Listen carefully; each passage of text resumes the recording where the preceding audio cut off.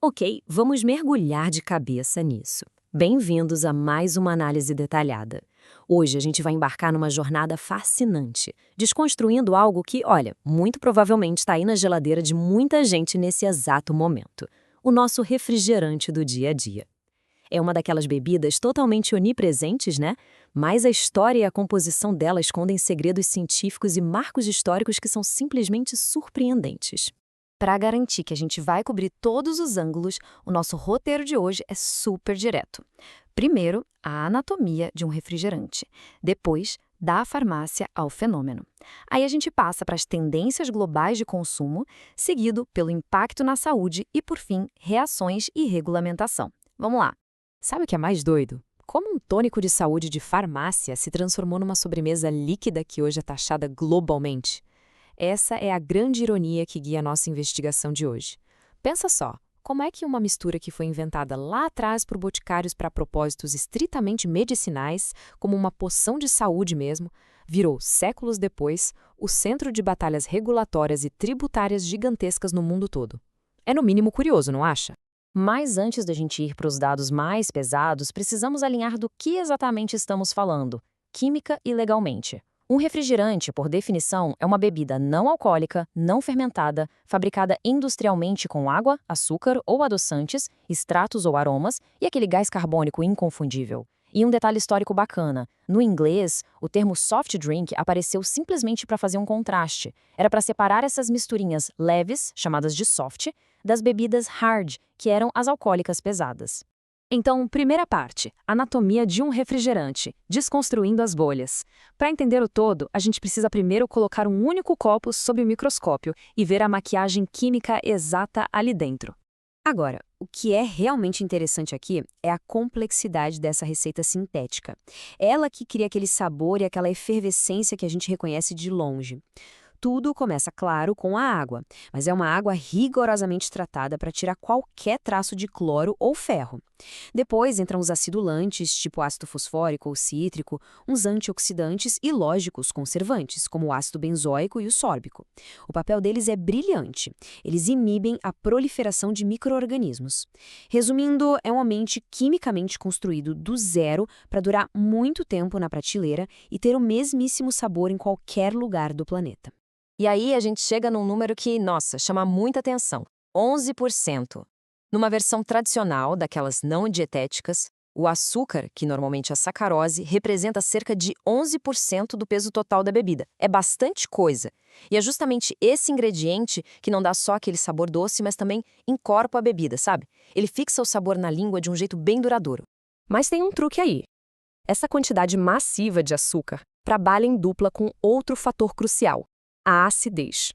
Por causa daqueles acidulantes que a gente acabou de ver, o ambiente da bebida fica altamente ácido, com um pH ali entre 2,7 e 3,5. E por que isso importa? Porque essa acidez toda, além de matar bactérias indesejadas, corta a percepção extrema do doce na boca. Sem isso, a bebida seria tão enjoativa que o cérebro humano simplesmente rejeitaria de primeira. E para fechar essa alquimia, falta o gás. O processo de carbonatação é genial. A água se junta ao dióxido de carbono num carbonizador. Aí ela dissolve o CO2 e cria uma terceira coisa: o ácido carbônico. O grande segredo da indústria aqui é resfriar o líquido e injetar esse gás sob uma pressão altíssima antes de selar a embalagem rapidinho. Como a expansão desse gás é um processo que absorve calor, na hora que o lacre é rompido e a pressão é liberada, aquelas bolhas sobem feito loucas e dão aquela sensação super gelada e refrescante na boca. Vamos avançar e ver como tudo isso cresceu. Segunda parte, da farmácia ao fenômeno. Como é que essa química toda saiu do laboratório e virou essa indústria colossal?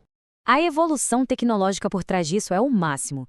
Lá em 1767, na Inglaterra, um químico chamado Joseph Priestley descobriu como colocar gás na água. Como? Suspendendo uma tigela de água destilada em cima de um barril de cerveja fermentando. Genial, né? Pouco tempo depois, em 1783, Johann Jacob Schwepp sacou que dava para engarrafar isso em massa e começou a vender sua água carbonatada. Mas o verdadeiro pulo do gato, o que mudou o jogo de verdade, foi 1892. Foi quando William Painter patenteou aquela tampinha de metal clássica, a Crown Cork. Ela resolveu o maior problema da época na logística: como manter o bendito gás preso sob pressão de um jeito que fosse barato e muito eficaz. E aqui volta aquela ironia das origens que comentei antes. No século XVIII, essas águas gaseificadas eram literalmente dispensadas como remédios. A água tônica, por exemplo, nasceu de uma mistura do amargo quinino com água com gás e açúcar, criada lá em 1858, só para proteger oficiais britânicos contra a malária. Pois é, o tataravô do refrigerante moderno era, para todos os efeitos, uma profilaxia de farmácia. Terceira parte, tendências globais de consumo, a commodity moderna. Dando um salto direto para os dias de hoje, vamos ver como o mundo inteiro consome o que antes era um tratamento médico. Olha como os dados ilustram bem isso. A diferença de consumo entre os países é brutal. Nos Estados Unidos, a média bate quase 154 litros por ano por pessoa. Para colocar em perspectiva, isso é praticamente o dobro do que o Reino Unido consome, que fica ali na casa dos 78 litros. O Canadá registra uns 85 litros. Esses volumes gigantescos mostram o quanto essa bebida virou um verdadeiro pilar cultural da nossa era. E isso nos leva à quarta parte, o impacto na saúde, os efeitos biológicos. Com o consumo global nesse nível absurdo, a gente precisa parar e analisar o que a ciência vem documentando sobre o longo prazo no nosso corpo.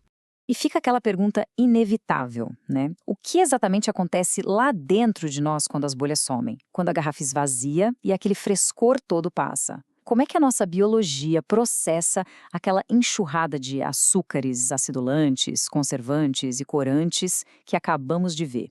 Os impactos biológicos diretos não são brincadeira.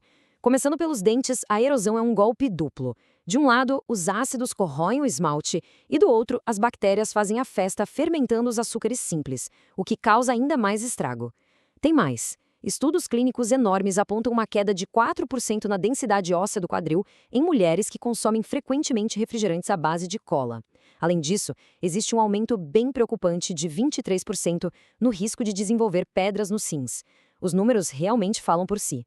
Então, o ponto crucial aqui é que o efeito vai muito além de problemas isolados, ele mexe com o sistema todo.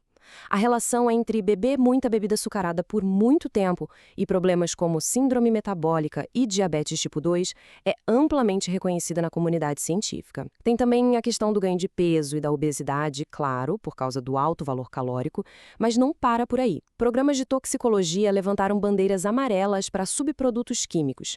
Por exemplo, encontraram traços de um componente chamado 4-MI naqueles corantes caramelo e 4 em alguns países, e agências sanitárias já acharam até traços de benzeno em misturas de conservantes que não foram bem balanceadas. Quinta e última parte, reações e regulamentação. Vamos dar um passo atrás e olhar para a resposta da sociedade. Com todas essas evidências na mesa, como os governos e as instituições estão lidando com esse dilema hoje em dia? O contraste com algumas décadas atrás é gritante. Até outro dia, era super normal ver aquelas máquinas de refrigerante imensas no meio do corredor da escola. Hoje, o cenário estatal deu uma guinada radical. Nos Estados Unidos, uma legislação de 2010 basicamente baniu essas opções supercalóricas das escolas financiadas pelo governo. E aqui no Brasil, movimentos bem parecidos aconteceram ainda antes, lá em 2009, proibindo que o dinheiro do Fundo Nacional de Desenvolvimento da Educação fosse usado para comprar refrigerante e refresco artificial para merenda. Aquela disponibilidade irrestrita do passado definitivamente esbarrou na lei moderna.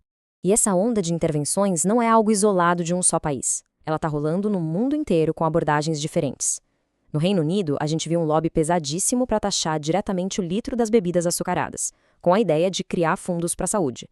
Em 2017, países como Arábia Saudita, Emirados Árabes Unidos e Bahrein foram além e aplicaram logo o imposto de 50% em cima desses produtos.